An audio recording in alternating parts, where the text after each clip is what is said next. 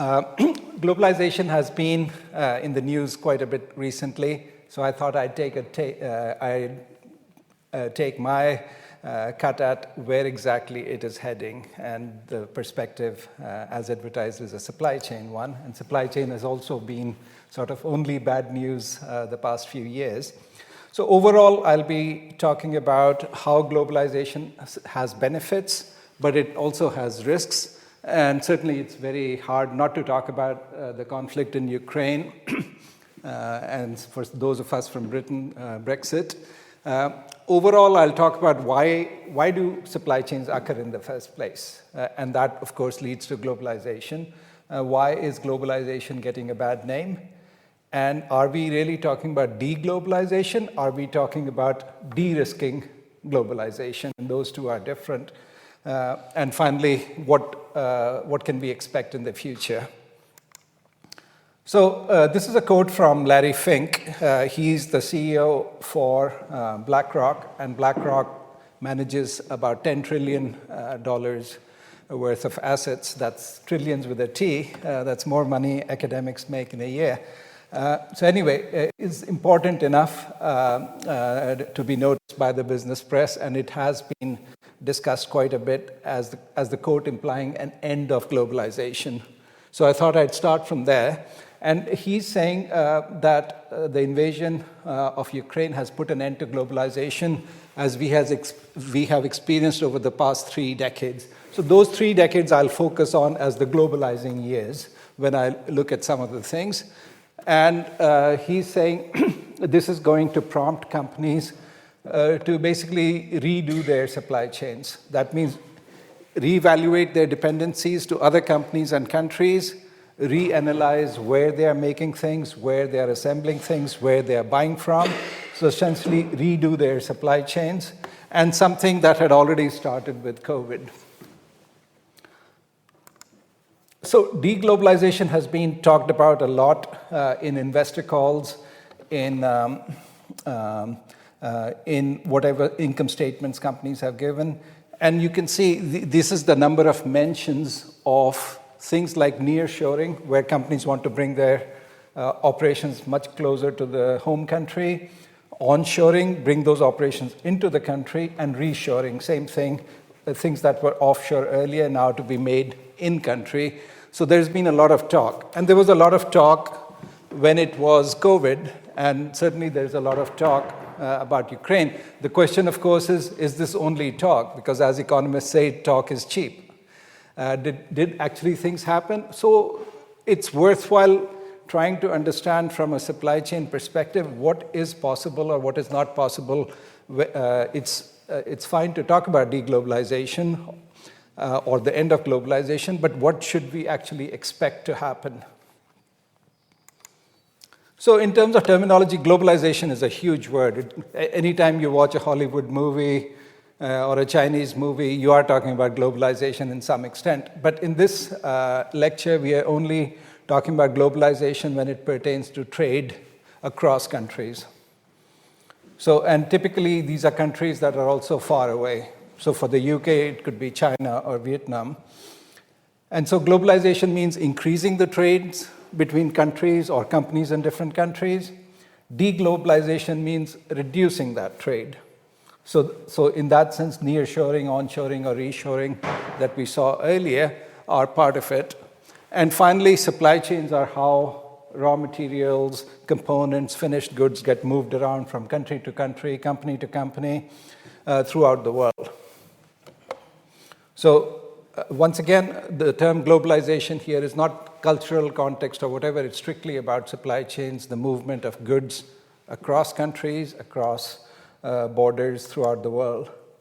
So recently, with globalization, we've seen a lot of challenges come up. Back in President Trump's time, it was officially declared that there was strategic rivalry between the US and China. And that has continued with the Biden administration. And it may even get hotter with discussion around Taiwan. And of course, with COVID-19, I'm sure you have been to stores where you didn't find pasta or didn't find eggs. So that means supply chains were jammed up, and they are continuing to jam up even now. And certainly goes without saying that the Russian invasion of Ukraine and then the counter economic war, as Fink calls it, by the West on Russia, together those two have also jammed up supply chains, and it's a question of, do we really need all these global sprawl of supply chains? Why not just make it at home? Or make it what I think the Treasury Secretary in the US says, friendly offshoring. That means you buy only from friendly countries. Of course, who your friends are and they are not keeps changing too. But this is only recent. Even before that, there have been lots of challenges. I think somebody online had mentioned the Suez Canal incident.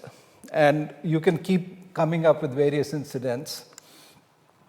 But the real problems are, as I see it, threefold. One is the benefits of globalization. Globalization has tremendous benefits, but the benefits have gone to just two countries for the most part. So two countries have got more than half the benefits, China and the US. And some other countries, you can keep adding up benefit, India, Korea, Germany, even UK, we've benefited here.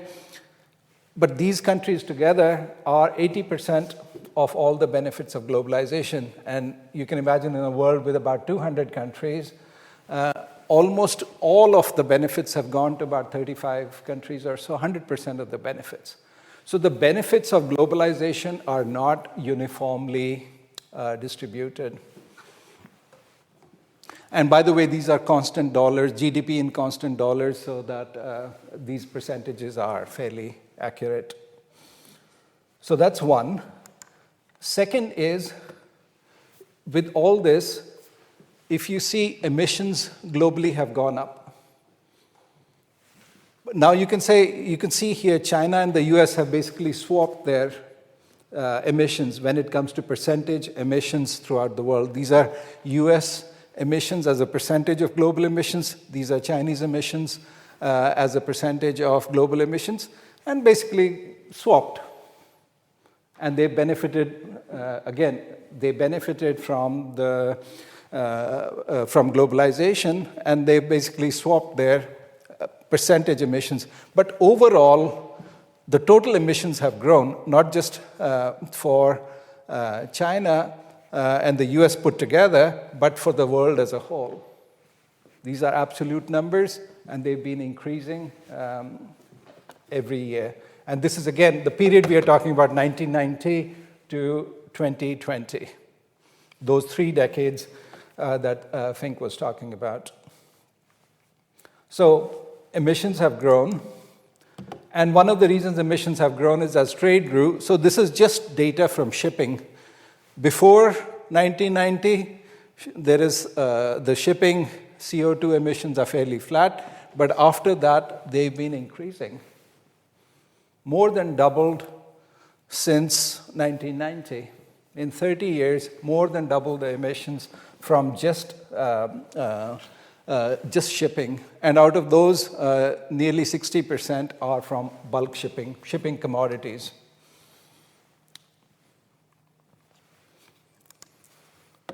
And then the benefits may have been concentrated, but the costs, especially costs related to climate change, if you believe in climate change, at least climate-related disasters, we can all agree there have been climate-related disasters. I'm not counting Suez Canal incident in that wasn't climate-related. You can see the number of people every year, hundreds of millions of people, hundreds of millions, are affected by some climate-related disaster somewhere or the other.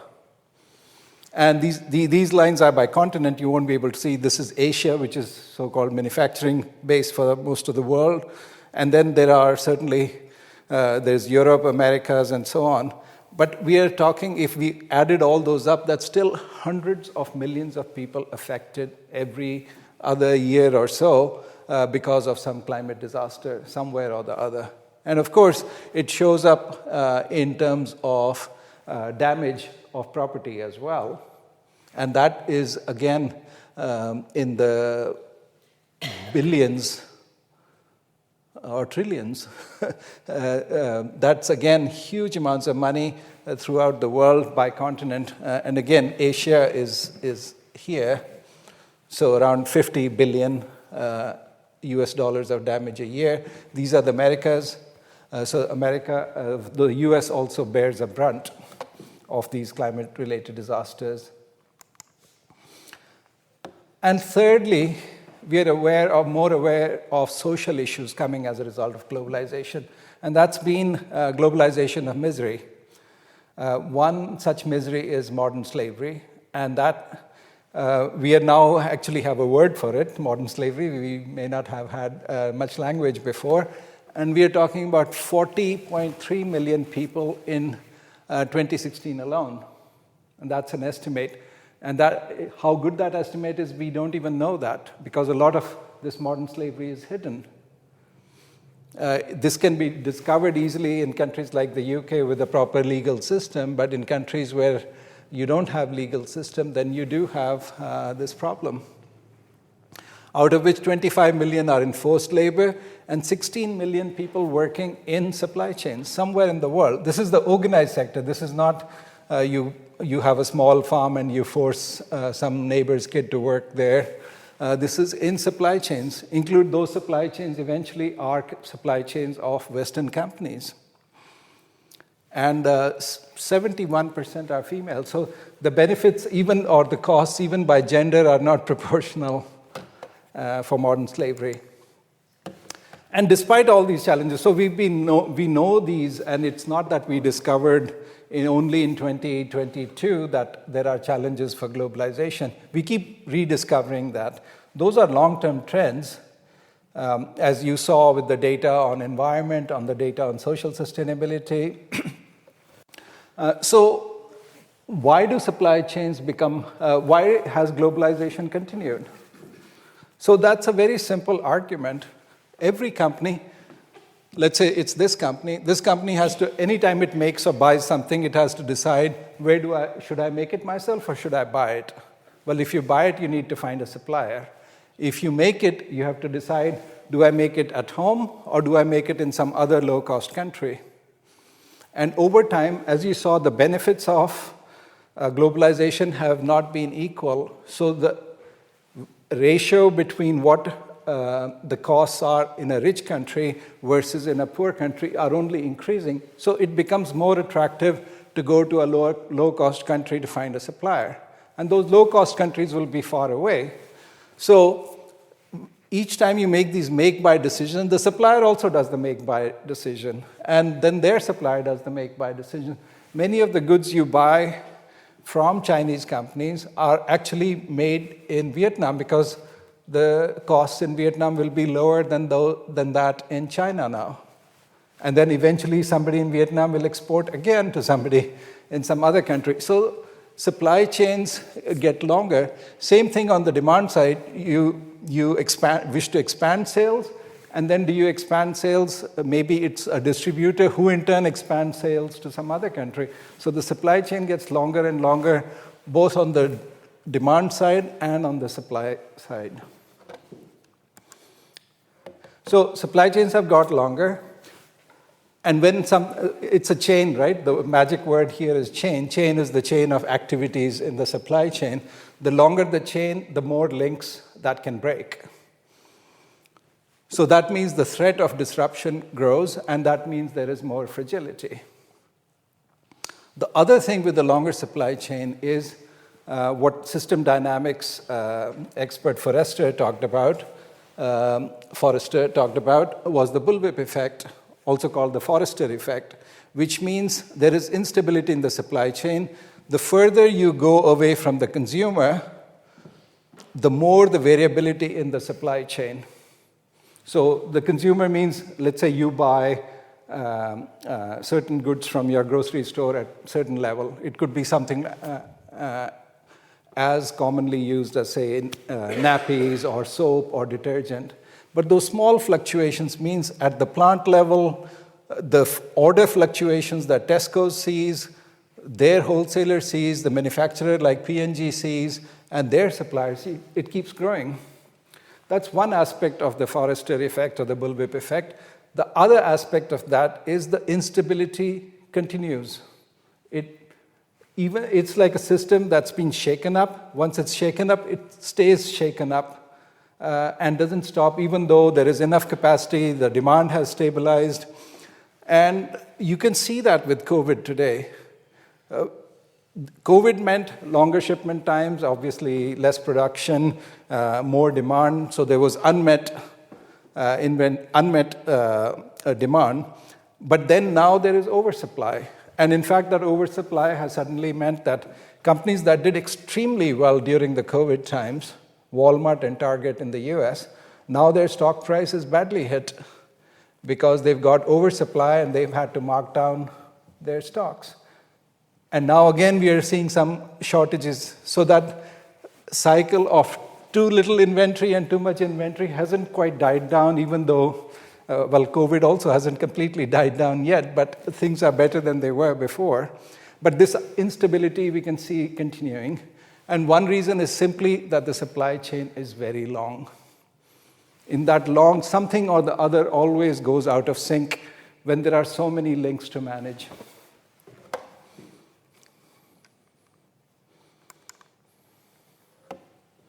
So overall, from 1990 to 2019 alone, the amount of trade grew about 13 times, slightly more than 13 times, from 1.4 trillion to 18.3 trillion. But these are the consequences. Is this a good thing? Yes, more trade means more goods. On an average, people are better off. But remember, on an average means it's like putting somebody's head in the fridge and their toes on the stove. On an average, this person is very comfortable. But of course, the poor head and the poor toes are suffering.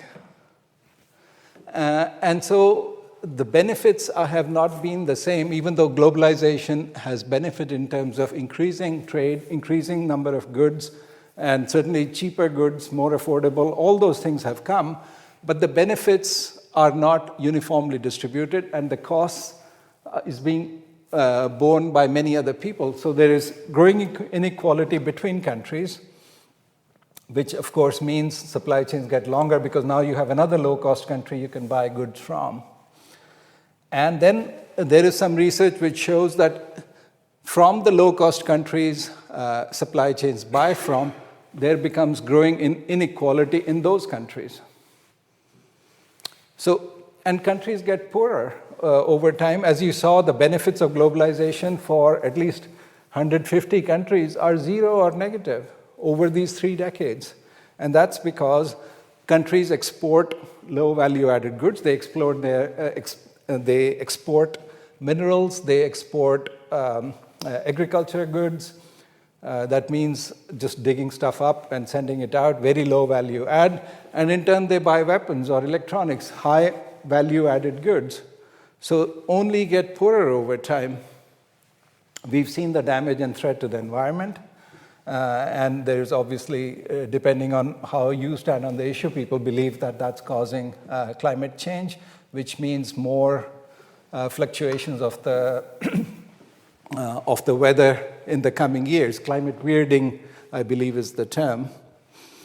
And then social sustainability. I mean, the modern slavery is just tip of the iceberg. There are so many other problems, and it doesn't matter rich country or poor country.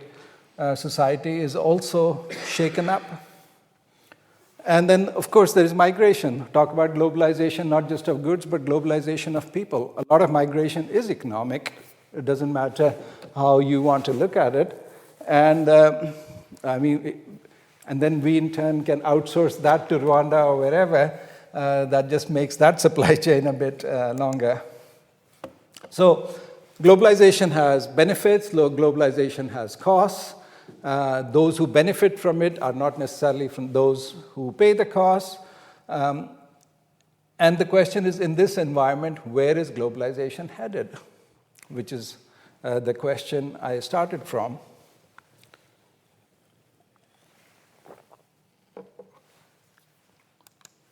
Okay, here's a quiz for you. Let's see if you pass this quiz or not.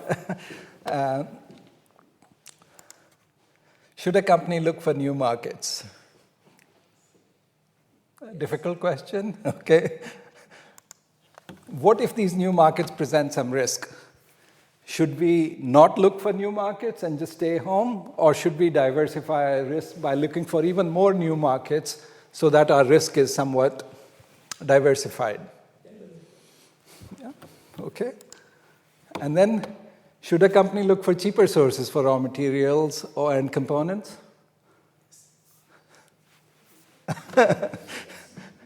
Very difficult to say, yeah, no, don't buy cheap. And then what if these cheaper sources present more risk or they're less dependable? Should you not buy from them at all, or should you diversify? Buy from many such sources, hoping when this guy is unreliable, maybe that person is reliable, and you get the goods. Yeah? Okay, so now you've solved the whole problem, and we can end the lecture right here. So there are benefits, costs, and risks tied to globalization. Those who benefit, they don't have an incentive to change, right? They'll only benefit more. And we'll come back to Larry Fink's chairman's letter. It has costs. Those who pay those costs don't have much of a say in globalization. They're at the receiving end. And then globalization has risks, which affects all kinds of people, those who benefit and those. So maybe that's what needs to be worked upon. So it's the risk side. So hence, we can talk about de-risking globalization as opposed to deglobalization. So deglobalization would mean reduced trade, and trade only within the country or with nearby, or as the US Treasury Secretary says, friendly countries. And de-risking globalization means reducing dependency on any one country, maybe any one currency, as the Russians are finding out. So to de-risk global supply chains, there are many strategies, but these are common ones. First of all, like what Diageo has done, Diageo makes alcoholic beverages, as some of you might have heard or experienced personally. They buy raw materials, say, in Southern Africa, and then make alcohol and sell in Southern Africa. So it's a regional supply chain, and same thing with Asian countries, same thing in the UK. So in a way, you're still global, your footprint is global, but each of the supply chains is local to within part of a continent. Or Barilla they used to buy durum wheat from Texas and Arizona and then ship it all the way to Italy and make pasta for the Italian market, and the company itself is in Italy. But a few years ago, they decided to encourage the Italian farmers to grow durum wheat so they could buy it from Italy, make the pasta in Italy, and sell in the Italian market. So that's called regionalizing your supply chains, which means in case something goes wrong somewhere in the world, it affects only locally. It doesn't create havoc in the rest of the world. You can also diversify your sources. Instead of buying from one, you buy from many sources, so your risk is diversified. If something goes wrong here, you are still getting some resources from somewhere else. You can also segment your supply chains. That means for different products that you make or sell, you have separate supply chains, completely separate. So again, if something goes wrong in one supply chain, your other supply chains are still working. So Zara, for example, which is the apparel company, for certain goods like socks or T-shirts or plain non-fashion goods, they buy those from, say, India or Bangladesh. But for the fashion goods, they will make it in Spain for the UK market, so close by. So completely different supply chains, and that's called segmenting your supply chain. But the thing is, with all these efforts, you're actually leading to more globalization. That means now you're buying from even more countries than you were buying before. So de-risking the globalization means you're actually becoming more global. So this is the paradox. The end of globalization means even more globalization. So what does end mean here? So that is really the question. And this I've already said, those who benefit disproportionately, they'll want more globalization. Those who pay the price don't have a say. Those who want to deal with the risk of globalization can only de-risk by making the supply chains even more global. So any efforts to deglobalize is actually leading to more globalization.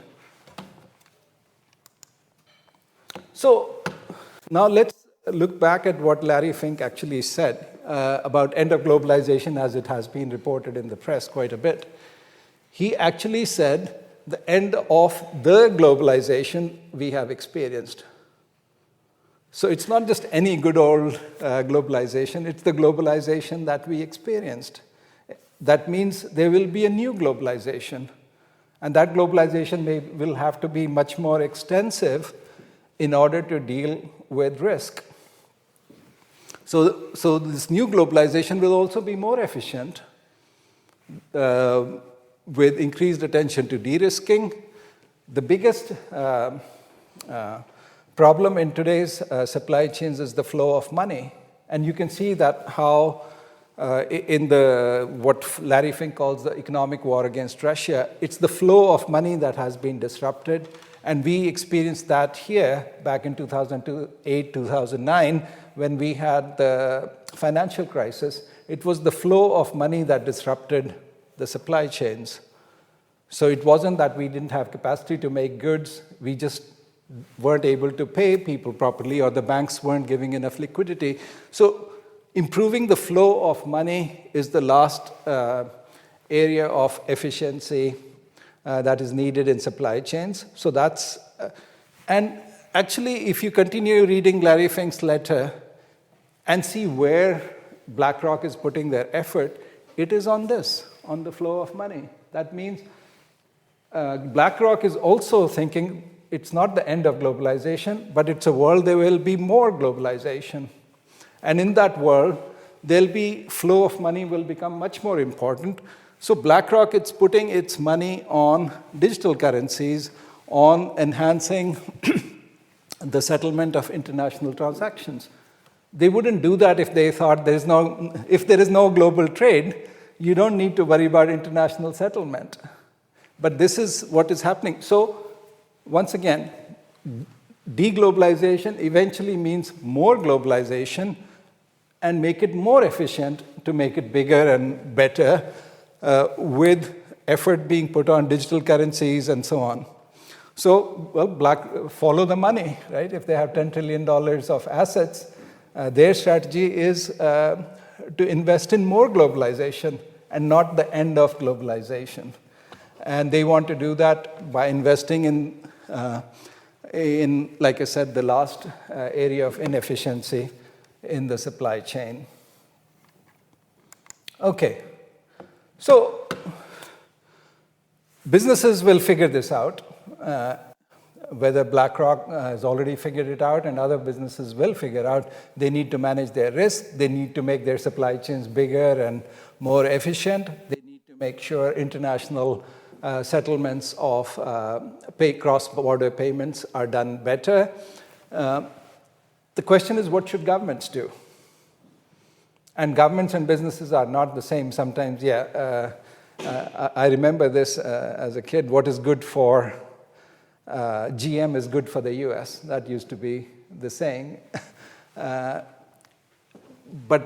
governments and businesses are different, and governments need to tackle with those ills that I mentioned before that have come about as a result of globalization. About the growing inequality within the countries not adding much value and therefore not benefiting from globalization, the threat to the environment, social unsustainability, migration across borders, and so on. So governments need to do something about that because globalization can only increase. So what can governments do? So 4 things. One is, certainly, if globalization is happening anyway, might as well join that club and make globalization more efficient. And that way the governments can work with business. So free trade agreements is one. digital solutions for international trade. And you can see them in things like movement of containers and so on, finding digital solutions. And although it's funny, I remember back in the late 90s, I was working as a consultant in e-commerce. E-commerce was very new there. The same kind of things were talked about back then. So somehow we need to up our game a bit. Now, of course, there's blockchain and other kinds of things. Second, the making cross-border payments more efficient. The governments have to play a role rather than leave it to industry to come out with Bitcoin or this or that. Government will have to step in. And reducing geopolitical tensions. Back here in the UK, certainly one of the Tory MPs has talked about reversing Brexit, earning him a lot of abuse. But that is a question. If the benefits are not there and globalization is happening anyway, is this something we should talk about? And EU's insistent that EU is really about the movement of people, but really it's the movement of goods that should take precedence if globalization is occurring. And goodness knows there are other tensions globally which we need not get into, which the tempers can be reduced a little bit. Second, I think all governments need to develop an industrial policy for development and robustness. I remember I was asked to comment on Prime Minister Gordon Brown's efforts on making a manufacturing policy for the US. This was many years ago. And I had pointed out, this was around 2007. And I remember I said, what about the role of the city? You can't have manufacturing and supply chains unless money flows well, and the city will play a key role. And I wish I had done something, bought stocks or something, because 2008, the crash came, and it was exactly because the money stopped flowing that caused the disruption.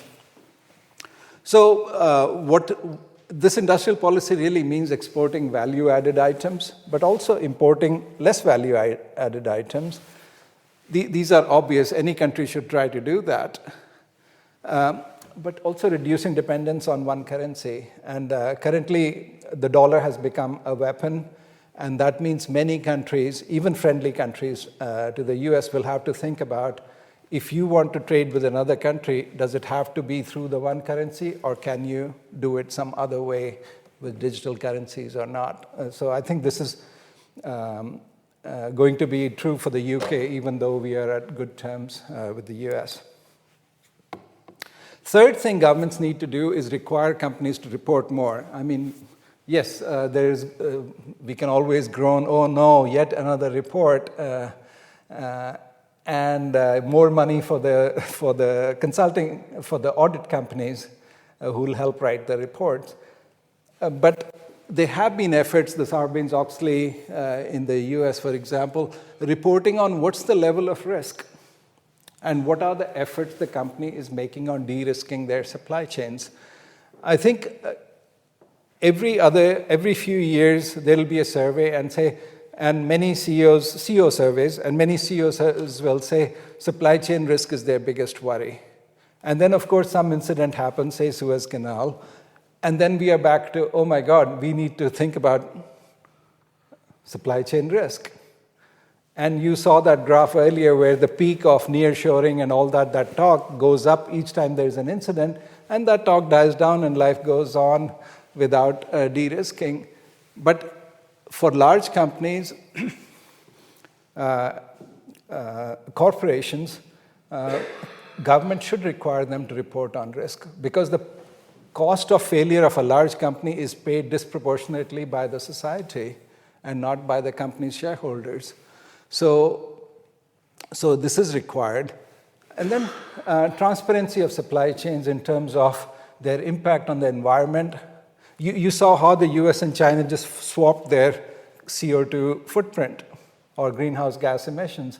So you can just outsource to someone and say, look, I'm okay, but it's part of the same supply chain. So the supply chain needs to be more transparent, and supporting NGOs can help with that.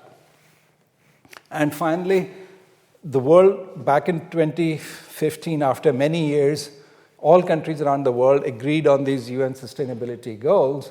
We seem to have sort of forgotten them, where they were. They were actually quite well thought through and quite detailed in terms of what could be done. And I think companies, especially large companies, have an important role to play. And therefore, the government should require companies to report on what they are doing for these 17 sustainability goals. And these goals are very prescriptive, so it's not difficult to create these reports if you're actually doing something quite prescriptive. And finally, this is a pet peeve of mine in terms of governments always say, oh, we love small business, and small businesses are the biggest employers together in any country. Well, why can't we do anything for small companies? So the benefit is twofold. Of course, small companies are doing well, the country is doing well. It doesn't matter which country we talk about. And we also, the country as a whole, or the economy as a whole, can be much more robust to shocks if the small companies are doing well. Because small companies tend to have small supply chains. They buy locally, they sell locally, and therefore they can be quite self-sufficient. And for things like food or medical goods, I mean, it's astonishing how much the UK imports by way of food. So if supply chains are cut off, what are you going to eat? So, and medical goods, masks, I mean, trivial things which can be made. So there will have to be sectors which will need to be supported. That means maybe more expensive goods, but as long as these sectors can meet the demand for a few months, then the economy as a whole is de-risked. So this is not for reasons of charity that we support small and medium companies. It's to make the economy more robust and achieve self-sufficiency. So one idea, and this is actually becoming tangible now, is this old idea of commons in an English village. In the commons, you can take your sheep or cows or whatever. I actually saw cows close to Richmond Park. There is a commons, and you can take your cows and graze them. And the idea of commons can be brought forward for the economy as a whole. One example that's just started coming up is this open network digital commerce. You know how if you are a small shopkeeper on Oxford Street, you're not going to have an e-commerce company of your own. You can go to Amazon and sell off Amazon, but then you pay a 30% commission on your revenues to Amazon. So that means your profit margin is going to be either negative or minuscule. But if that platform could be provided by the country, and this is what India is trying to do with this ONDC, it's not a platform, it's a meta platform. The idea is if this connectivity is already there, just like electricity, right? Electricity exists, you can do things with electricity. So imagine if there is a network, an internet-based network with everybody's connected, then people can create apps, or you could create a small e-commerce platform just for the local area where people can order from their local shops, just locally, or it could be nationally, but everybody would have the same access to the entire country. I mean, India is a huge market, but that means logistics providers can go in there, small companies can go in there. So the advantage that Amazon has or Walmart has in India, that would be reduced, because profit margins for a small shopkeeper in India are not going to be more than 30%. So paying 30% to Amazon would not make any sense at all. So this way, you have a level field for anybody. That means you have access to the internet, you can buy goods, you can get a logistics provider to ship your goods, all off the internet. And I think the same idea, I've been talking about something similar here, even for Oxford Street, where small businesses could get and do something like this. But this is quite practical, and I hope other countries will pick that up. And this is another question. These tech companies, now they've started extracting much more profit, now they've established. So the question is, are they utility companies? Should we expect Just like electricity companies or water companies, we expect them to make a little bit of profit but not go all out. So same thing, should we start treating utility companies, whether it's Meta or Google, and not allow them to make these profit margins that allow what trillion and multi-trillion dollar valuations. So let me summarize now. Where the topic, of course, is where is globalization headed? And I've talked about globalization has benefits, globalization has costs.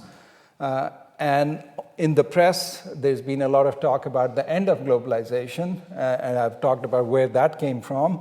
And I've talked about why globalization is under threat and the need to separate de-risking the supply chain from de-risking globalization from deglobalization. And I said deglobalization actually means supply chain or the world will become more globalized. So there'll be more globalization, not less. And there are other reasons. So in this world, the government will have to, this world, meaning this world where you have more efficient supply chains and much more sprawled out across the world. In this world, governments will need to do more to protect the people who are paying the cost but not getting the benefits of globalization. And those are things, certainly lower barriers to trade means lower costs overall, which is a good thing, and hopefully businesses will join. But developing an industrial policy, especially things like the ONDC, where everybody has access to the same computer or internet-based systems for commerce, requiring more reporting, especially on the UN SDG goals. And finally, this supporting small companies. So developing industrial policy for robustness, and then small companies, especially in critical sectors.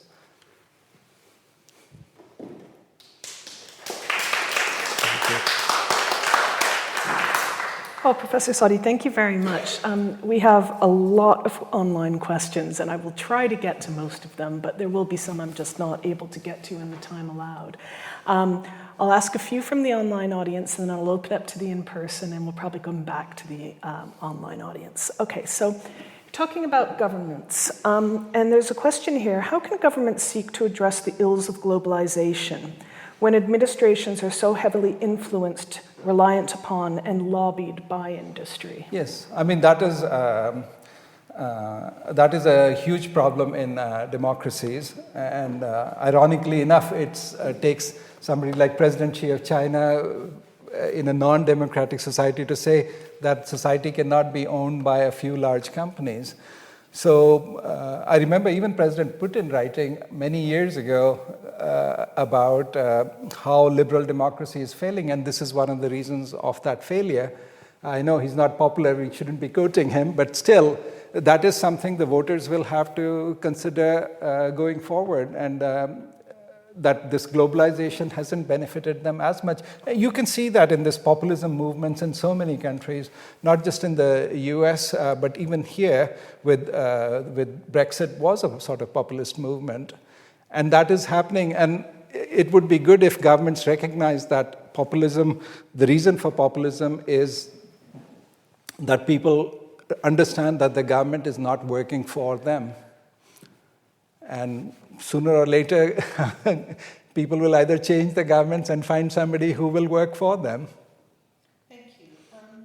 There's a question here about quality of products. So how much does the quality of products affect the growth of these damaging supply chains?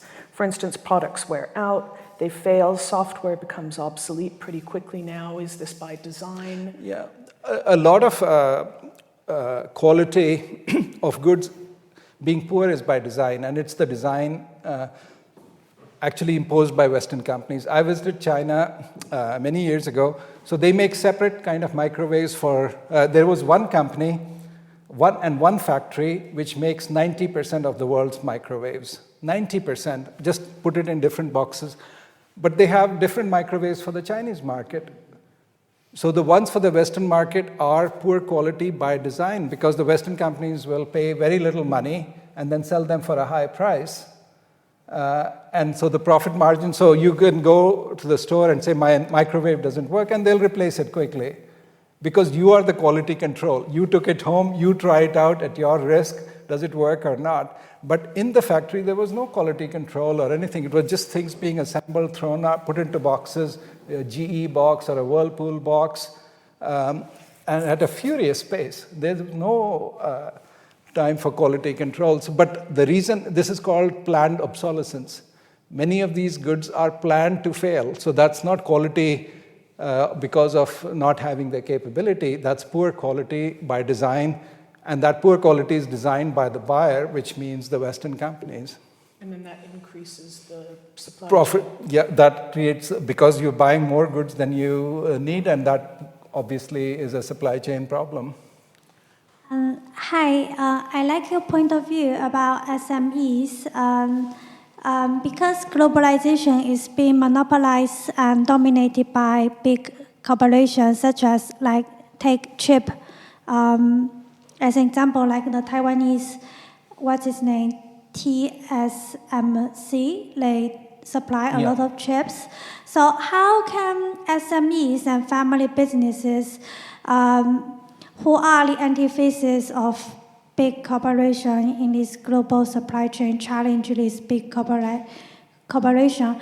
If they are like a family-run food farm, I can imagine they can supply local produce. But when it comes to this high-tech, complex industry not supported by the government, how can they rival this established global company that is part of this very complex global supply chain? So what can government do to promote and foster the local SMEs who create local jobs, etc.? So SME versus global big corporations. So let's take the example of TSMC. This is the company that makes chips for most of the world, and these chips have been in short supply, as we experienced in the auto industry. So certainly what the US has done, what President Biden did, asked them to install capacity in the US, and which they have done, and Samsung has done, and Intel has done. But the government is paying them the money to come and set up the plant, and that was $50 billion paid to these three companies to set up a plant. So that way it's within the country and there is some control. The second is a bigger, obviously not every country is going to pay TSMC or Intel or Samsung $50 billion to come and set up a plant there. There's been talk here in the UK too, by the way. So the opposite of that is innovation to come up with other products or other things that you can make at home. And there's also the question of a lot of these electronic goods are actually just throwaway goods. It's not whether we actually need them or not. So there is a question of, are these being pushed on us, or do we really need them? But I think even small countries like Finland or whatever have done a tremendous amount of innovation on these e-commerce side. And we think of mobile phones, right? They all came from Finland. So countries have to innovate. You can innovate out of that box, or you carry a big stick like the US and then require companies to set up their supply chains in-house. But those are the kind of things that have to be done. I see we've had extra warehouses in the UK here, for an extra fifth in the last 3 years. Do you think we're going to swing to more and more shorter supply chain, more protection for another 5 years, until we get past these present shocks? And if there's no more shocks, then just human nature loosen up again and go back to natural sort of globalisation? I think 5 years is a long time. I gave you the example in the US of Target and Walmart, where they've gone from having too little inventory to too much inventory within a matter of months. And stock prices have gone from very high to very low also very quickly. So I think the same thing will happen here. We may have extra warehouse for keeping extra goods, but then because of that Forrester effect and the continuous imbalance, within 5 years there'll be many cycles of too much inventory and too little inventory. So my guess is it won't be 5 years before that happens. If you compare the economies of large countries like China and India, they did a research on this and they found that in China, they like to get all the designs from abroad and they act accordingly. In India, when they did the research, they got the impression that no, they don't want to follow other people's designs. They want to do their own design, first of all for the internal market, and then they want the rest of the world to get interested in the thing. Now, this paradigm is a problem. The other thing I was rather concerned about, people who fall back, who are falling behind because of globalization, and what governments can do. Is it entirely due to corruption or is it some other reason? Okay, so let me answer. So 2 questions. So first of all, I had looked at Chinese companies over the 90s, and during those 90s, initially from taking designs from abroad, just making goods cheaply, they went further up in the supply chain to make their own designs, and now they will offer Western companies their own design and their own product. And some companies have even gone forward where they even offer customer service on behalf of the Western companies. So getting closer and closer to the customer, getting upstream in terms of design and R&D, because every company eventually says buy or make. So same thing you can say about research. So China has also, Chinese companies have also expanded their remit into design as well. Comparing that with India, it's always been slightly confused. On one hand, it's always make, like the current government says, make in India, make it locally, everything done here.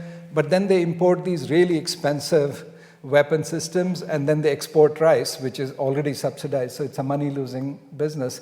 So this industrial policy about manufacturing hasn't really been thought through very well. And that's, like I said, there's research which ties that to globalization. So globalization has created not only widened the difference between rich countries and poor countries, but also has widened the gap between the rich and the poor in those poor countries. How can one prevent that? So that's why I'm hoping that governments can do these kind of things, what we saw here, which will target how do you protect the weaker part of society and weaker countries. I was really curious about that question, because is globalisation the cause of this increased gap, or was it going to happen anyway if we didn't have globalisation? I thought those countries, the countries that have fallen behind. Yeah, there is enough. There is enough research to show that it's the cause and not a correlation. Can I bring you to a kind of practical question here that someone has asked online? He's saying, practically, what should procurement and supply chain functions in companies be doing now to improve their systems thinking capability? So it's about scenario planning and systems thinking. What should companies be doing now to improve their systems thinking capability? So there were 2 aspects when I said making supply chains more efficient or de-risking the supply chain, and also this continued imbalance that I referred to as the Forrester effect and all that. For both, obviously, I don't understand the full intent of the question, whether that means more modeling for systems dynamics to understand why this continued shortage and excess inventory cycles. Certainly there are modeling solutions, but effectively it's the longer the supply chain that will happen. But in terms of how to de-risk to de-risk their supply chains and prevent shocks from happening in the first place, and if shocks don't happen, then the system will not become unstable. So I would say right now, immediately, the companies have to think about how they can de-risk their supply chains. Okay. Although the effort, again, can result in more risk rather than less risk. So, And one more, which I think is a bit more practical. This is about port congestions. How can these be avoided in a planned way, especially in a post-distress period, for example, post-COVID? yeah, I think after the fact, many people will say, oh, we should have done that, right? We should have done that. The point is, in a world which is highly unstable, something or the other will always be going wrong. So either you plan for your supply chain, assuming something somewhere will go wrong. As long as most of the supply chains is working, that is a good thing. But you cannot predict or take precautions such as, oh, Suez Canal happened. I mean, who would have guessed that this ship would have turned in such a way and then blocked? These things will happen. Somewhere they will happen. In a very long supply chain with many links, some link or the other will break down. I was just curious to ask whether you think, in some regards, there's also an inequality in the complexity of supply chain. So, like you said about countries that essentially just dig a mineral or an agricultural produce out of the ground, and then it enters a more complex supply chain as it's sent abroad as an export. In that sense, for that country, it's really just a one-way street. And then it enters a more complex supply chain as it enters more kind of advanced economies or economies with more infrastructure to move it in different ways. So in that sense, do you think globalization somewhat relies on that inequality of supply chains where for the export-focused country, it's really just a one-way street? Yeah, that is very true. That's why globalization causes inequalities. Because if one country says, we are not going to export bauxite, we want to refine it a little bit before we export it. You say, I'll just buy it from the neighboring country. I come from Australia, which is often accused itself and by others of selling the farm, iron ore, wheat, everything. But during the Second World War, the problems of isolation became evident and they started to industrialize. So they were quite industrialized for some time. The result was that there was protection on the industries. Motor cars, they made nice motor cars, but they didn't always work very well until they took the protection off. Then the motor cars worked better, then they took more protection off, and now they don't make any at all. But I was surprised just recently that I heard that there was the Prime Minister, the previous Prime Minister, was at a factory that was making the things for making phones work. I lose the words from time to time. And there was another factory making solar panels. And that was they're fairly new industries. They're coming in. Let's hope they don't protect them over much, but just enough to keep them going. Yeah. So somewhere in the middle, it's got to be. Yeah. So one is we should stay true. If we stay true to capitalism and make sure there is enough competition, once you take away the competition, then there is not much incentive to improve quality. And part of that increasing the competition is to level the playing field for small companies too, because then the threat is always those small companies can tomorrow become large and then compete with the current large companies. The whole effort of any large company is to wipe out the competition so that they can have monopoly profits. And the government, if it's a truly capitalist government, should make sure there is enough competition that bad players do not exist. So the other part of the question is, should we protect some industries which are critical in the long run? And you could argue, is steel or healthcare goods, even though they are more expensive than, say, importing from China, we need to have something always there so that supply chains in the country can run even if everything was cut off. And food in the UK is something we'll have to be looking at very carefully because there's just not enough supply chains and we can keep importing, but at some point if you say, what if we cannot import anything for 6 months? What are we going to live on? So there has to be some protection for some industries. Well, Professor Sodhi, I'm afraid that's all we have time for. Thank you very much for your lecture, and thank you to our audience for attending, both those in the room and online. Please join me in thanking the professor.